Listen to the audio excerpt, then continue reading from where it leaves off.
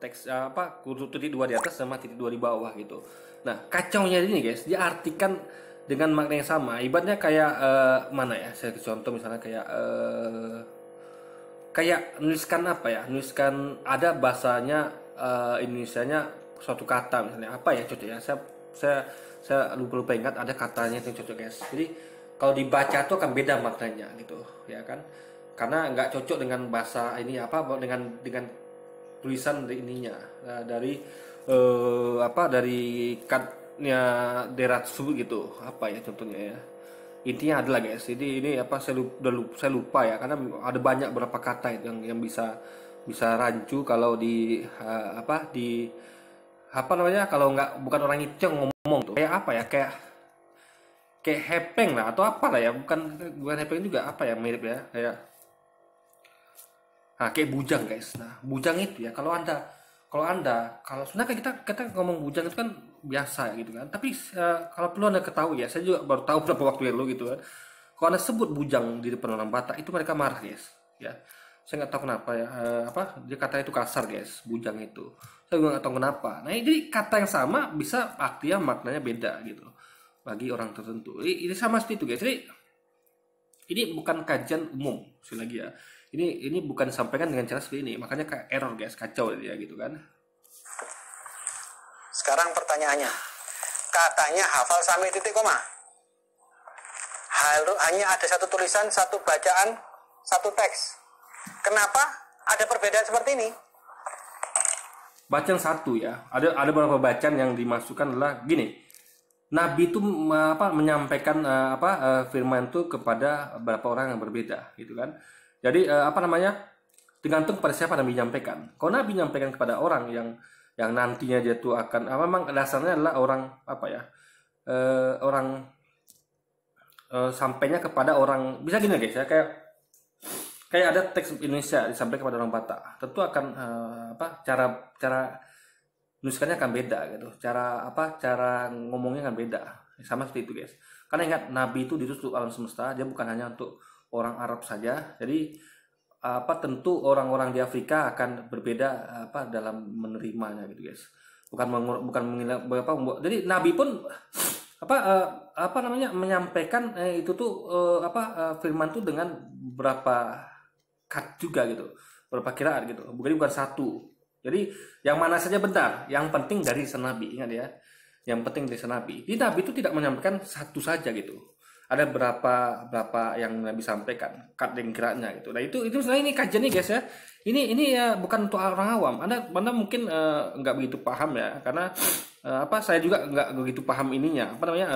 Saya paham cuma esensinya aja. Tapi kalau mendalam itu saya juga nggak begitu ini. Yang penting poinnya seperti itu gitu. Ada perbedaan tentang kat dan kiraat bukan makna apalagi perbedaan dalam hal yang krusial gitu guys. Bukankah perbedaan bacaan sudah dimusnahkan, sudah dihabisi, dihilangkan oleh Utsman bin Affan? Tidak boleh ada banyak bacaan. Nah, faktanya negara-negara Afrika Utara kalau baca Al-Baqarah 85 membacanya Ya'malun, mereka. Kenapa Indonesia membacanya Ta'malun? Kenapa? Ya Nabi nyampaikan dengan beberapa dialek.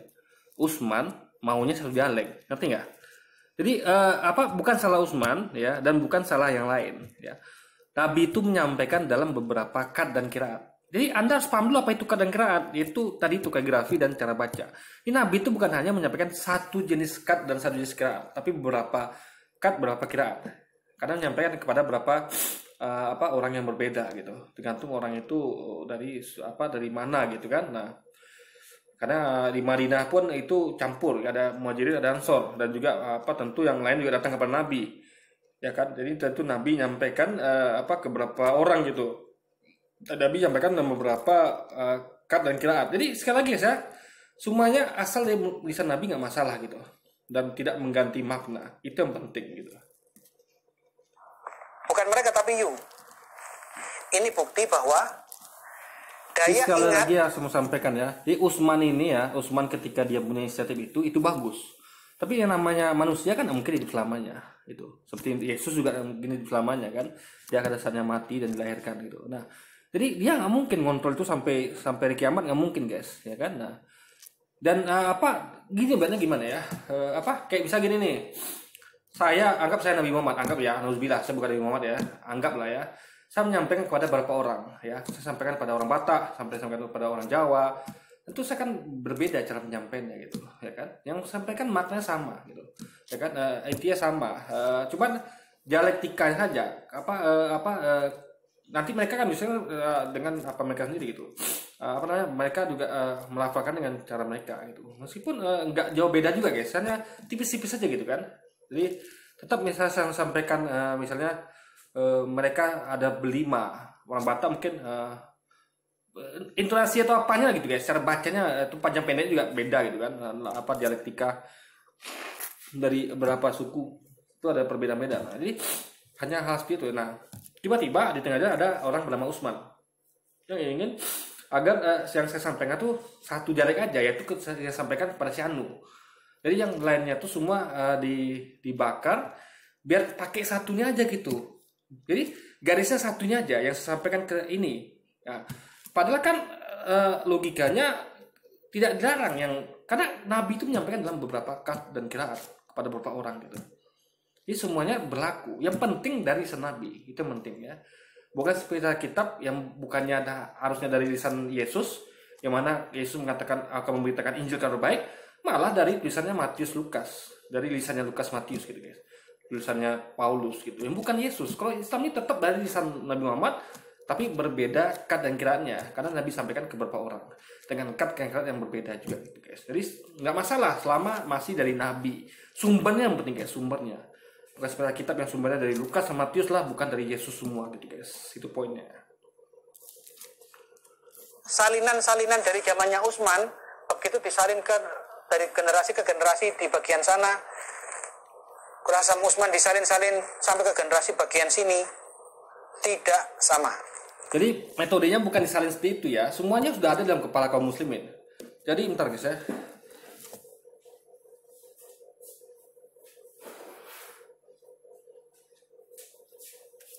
Jadi semuanya tuh ada di kepala kaum muslimin. Jadi kami nggak butuhkan teks gitu. Jadi kalau Anda suruh ya para penghafal Quran untuk menuliskan kembali, mereka nggak perlu salinan teks. Dan kalau Anda cek dengan aslinya itu nggak terdapat perbedaan. Karena itu selama mereka dialektika kat-kiranya sama. Jadi kat itu ada dua guys ya, yang umum itu yaitu kat dari kiraat dari bagian Arabnya barat, itu dari Aljazair Maroko ke barat ke Afrika Utara, dan yang kat timur dari Arab sampai ke Indonesia gitu guys. Itu yang perlu dipahami. Daya ingatnya beda, yang satu mengingat kalian, yang satu mengingatnya kamu.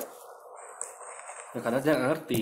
Ingat ya, itu yang dibahas itu adalah teks aslinya, bukan terjemahannya gitu loh. Teks aslinya, dia yang menerjemahkan sendiri, makanya kacau guys. Ngerti nggak? Ya ngerti ya, dia yang menerjemahkan sendiri. Contoh gini misalnya kayak kayak apa lah misalnya. Kita itulah. Misalnya huruf Romawi misalnya ya, satu I dengan X itu kan adalah orang itu adalah 9 atau 9. Nah, dia ngartikan terjemahan dengan X gitu. Nah, itu kacau ya, guys. Ngerti kan? Jadi itu terjemahnya sama gitu. Cuman itunya aja yang sedikit berbeda. Jadi sekali lagi ya, kita nih sebenarnya lagi bahas tentang perbedaan pada teksnya, dan itu nggak masalah karena memang Nabi menyampaikan dengan beberapa cara gitu kan. Yang kacau adalah ketika dia menerjemahkan itu. Itu poinnya, guys. Makanya kacau dia. Sekarang kita lihat perbedaan kedua. Sekarang kita lihat di surah Al-Ahzab. Surat 33 surah Al-Ahzab nomor 68. Saya bacakan yang versi Hafiz ya. Rabbana aitihim difa'ini minal adzabi wal anhum la'nan kabir besar, laknan kabirun.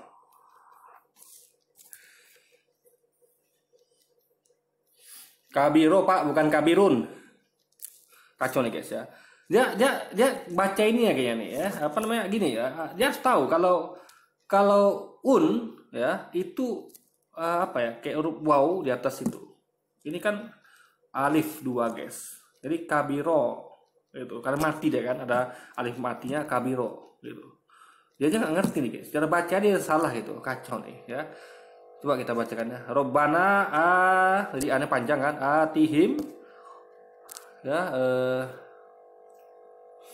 di faini minal azabi wal anhum la'na kabiro ya, kabiro ini tulisannya kabiro gitu. Kok dia bisa baca tadi apa apa namanya kabiro gitu kan, kacau nih guys.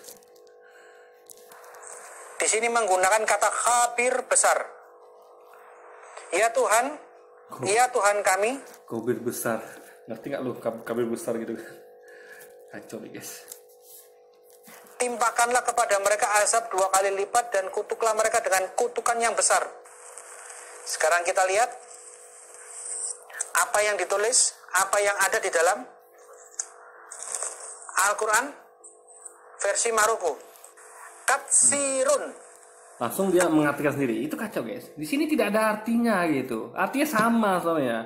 Tapi dia mengartikan sendiri gitu. Ngerti nggak? Ya, itu kacau di situ guys. Katsir. Ini bukan ba tapi za. Bukan besar, bukan big, tapi many. Tahu bedanya? Saya punya rumah besar dengan saya punya rumah banyak. Tahu bedanya? Ini mengatakan kutukan yang besar, big, kabir. Quran Maroko menulisnya apa? Bukan, tapi kutukan yang banyak berkali-kali, katsir. Ya kalau anda artikan begitu gitu. Sebenarnya bukan itu artinya guys, ngerti ya? Karena apanya beda, katnya beda, kira-kira beda gitu. Nah, berarti jadi nggak ngerti guys. Memang harus apa namanya? Ini orang betul harus ngaji. Sedangkan kaum muslimin aja nggak semuanya paham gitu, ya kan? Nggak semuanya paham. Kali ini kajian khusus. Jadi Quran apa namanya mushaf Maghribi dengan mushaf Arab gitu guys. Nah, itu perlu belajar khusus gitu. Kajian khusus bukan seperti ini gitu disampaikan pada orang awam ya kacau kena, sedangkan dia jangan paham gitu kan, bacanya udah nggak bener gitu. Jadi diartikan bukan dari situnya, paham ya? Jadi teksnya udah beda, jadi bukan diartikan secara teks, ngerti kan? Kayak tadi ya saya katakan apa ya, apalah istilahnya guys, agak susah nih guys, karena memang rumit nih guys ya. Intinya ini nggak bisa seperti ini, nggak bisa. Makanya kalau dia buat seperti ini ya apa namanya saya katakan ya. Bentar guys.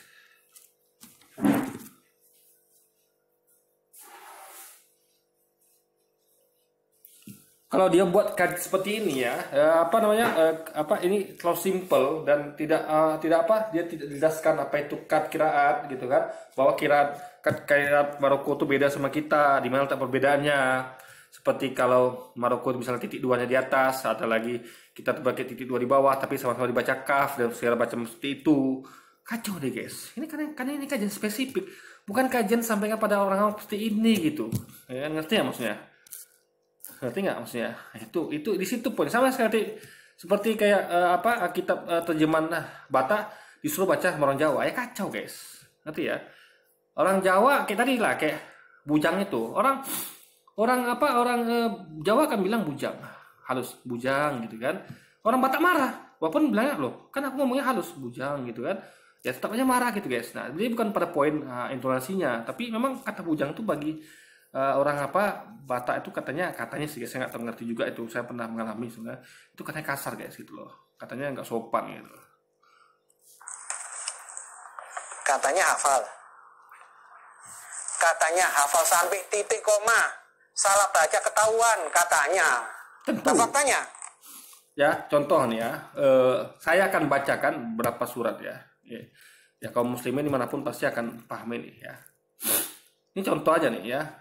Hafalan saya ini ya, hanya nggak bukan siapa-siapa guys ya. Aduh, ntar pilih saya agak panik gitu. Jadi baru saya aja gitu. Dan di mana-mana orang akan mengerti. Kalau saya stop ya mereka bisa sambung gitu. Kalau mereka hafal gitu kan. Jadi itu bukti.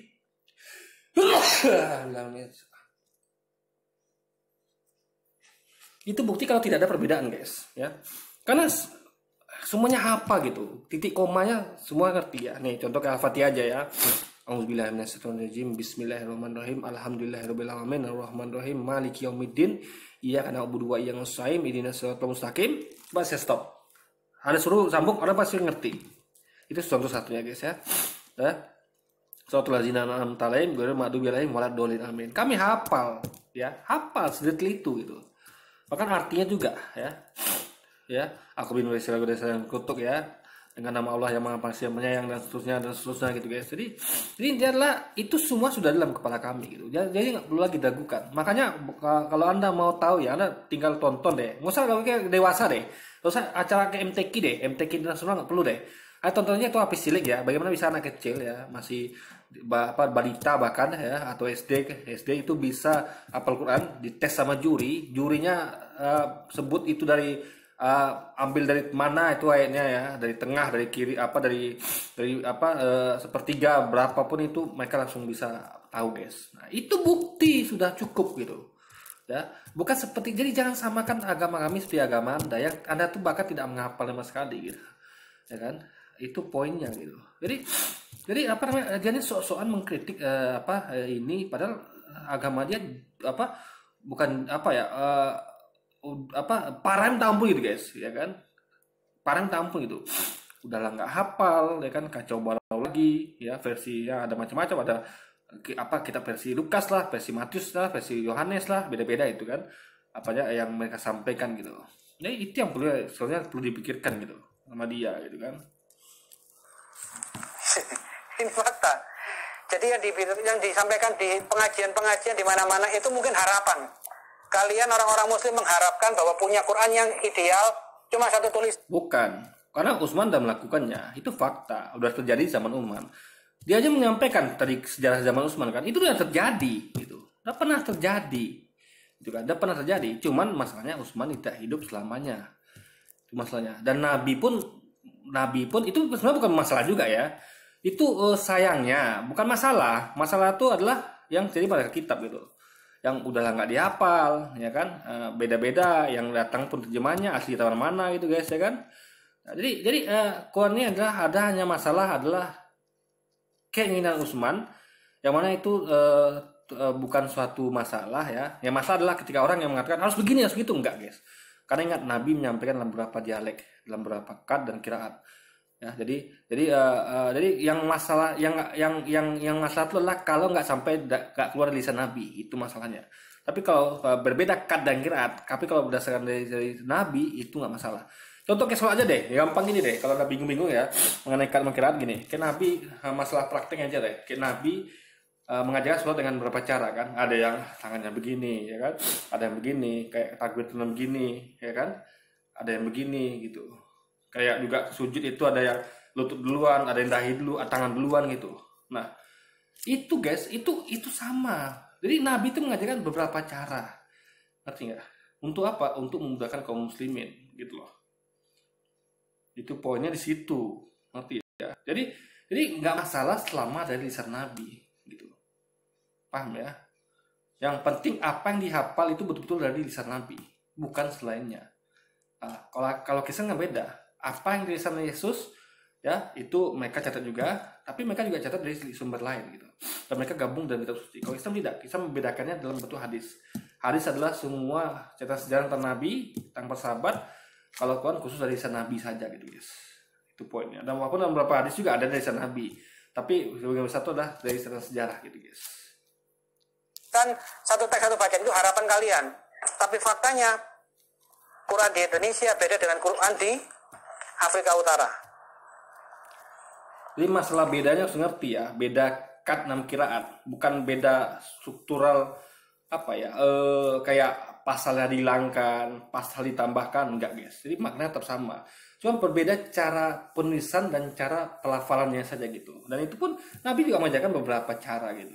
Jadi ini sebenarnya kajiannya spesifik nih guys, bukan untuk orang awam gitu kan.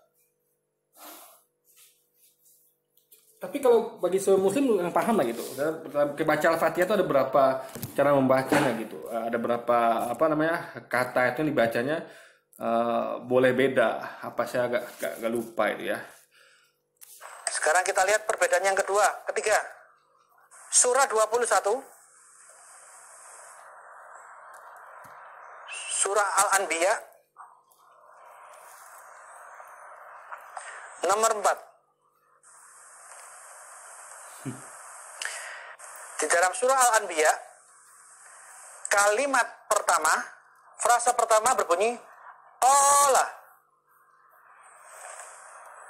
Qala Rabbi ya'lamul. Qala. Qala itu artinya dia berkata. Dia yang dimaksud di dalam ayat ini Muhammad berkata. He said. Dia yang ngomong. Bukan saya. Dia yang ngomong. Bukan saya yang ngomong. Dia yang dimaksud Muhammad. Di dalam terjemahan bahasa Indonesia juga sama. Ya. Berkatalah Muhammad kepada mereka. Tuhanku mengetahui semua perkataan di langit dan di bumi. Ini kira timur, dan dialah yang maha mendengar lagi maha nanti jangan mengetahui. sampaikan yang baratnya. Quran versi Indonesia, surah Al-Anbiya nomor 4 tertulis Muhammad yang ngomong. Jadi kalimat itu kalimatnya Muhammad. Ya. Qala. Sekarang kita lihat Qurannya Maroko. Doma. Bukan qala tapi kul. Bukan dia berkata, dia yang ngomong. Sama, dia berkata juga gitu. Cuman itu apa namanya kaligrafinya tulisannya tuh cool gitu ya. Tapi itu apa namanya maknanya sama, dia juga lemewah juga gitu. Nah, yang kacau adalah dia mengartikan sesuai dengan ini gitu. Apa yang tulis. Padahal kita perlu lihat apa pelafalannya bagaimana ya.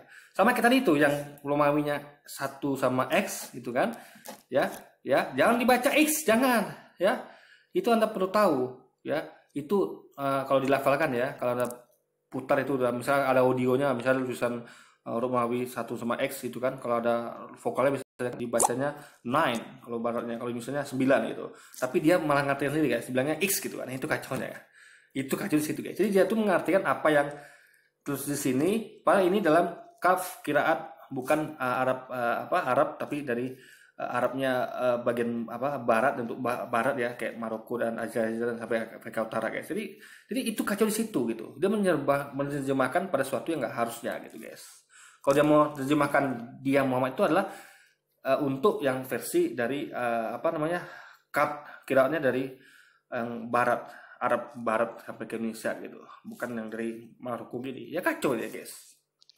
Dia maksudnya Muhammad, bukan. Versi Maroko, katakanlah Said. Ayat yang sama, kalau pakai versinya Hafiz, yang ngomong Muhammad. Tapi kalau pakai versinya Waris, yang ngomong di sini Allah. Apa kalian nggak bisa membedakan mana Allah, mana Muhammad? Bukan nggak bisa bedakan, kamu ini yang mengartikan sesuatu tidak pada tempatnya. Itu masalahnya guys ya. Romawi X itu kan, dia artikan X, padahal itu artinya adalah kalau baratnya itu adalah 9, Indonesia itu 9 gitu loh. Jadi artikan tuh pada tempatnya, biar sembarang-sembarang artikan. Itu yang Anda baca tuh sekarang itu adalah mushaf Maroko, bukan mushaf dari apa, yang kiraannya beda gitu loh, ngerti kan? Kiraannya beda gitu. Jangan Anda baca. Jadi kalau kiraat Maroko, ya Anda baca dengan kiraat Maroko juga maknanya gitu. Jangan Anda samakan dengan kiraat ini cara bacanya guys, gitu loh. Ngerti ya maksudnya? Kayak contoh kayak misalnya orang lah bilang kalau orang Batak tuh anti kata bujang. Jangan Anda artikan bujang, Anda artikan yang lain gitu. Anak laki-laki gitu kan, yang masih jomblo gitu. Oh ini situ guys. Jadi ada perbedaan kiraat. Jadi ini cocoknya diartikan untuk kiraat ini ya. Jadi ini cocoknya untuk yang ini gitu guys. Jadi sama kita tadi ya.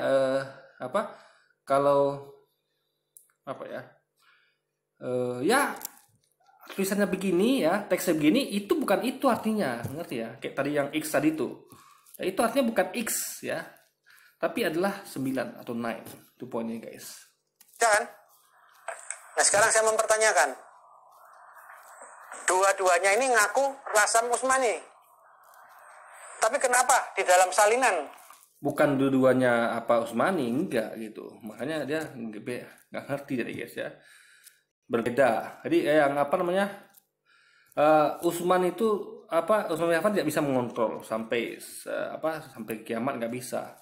Ya, jadi keinginan beliau tuh, harapan beliau itu ya ibaratnya bisa dikatakan pupus setengah jalan. Nah, itu nggak masalah sebenarnya. Karena Nabi pun tidak pernah sebenarnya untuk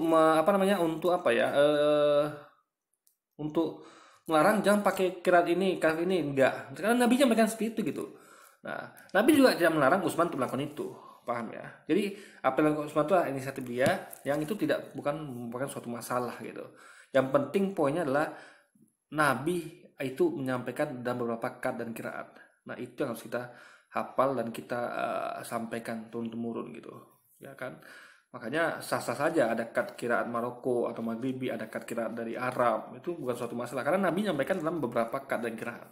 Itu poinnya. Hanya Utsman saja mencoba untuk menyederhanakannya, meskipun nggak berhasil guys. Ada ketika sekarang ini kan ada dua mushaf, yaitu mushaf Maroko dan mushaf Arab guys. Yang dipakai orang-orang Maroko, Al-Anbiya 4 berbunyi Kul, artinya Tuhan yang ngomong, katakanlah.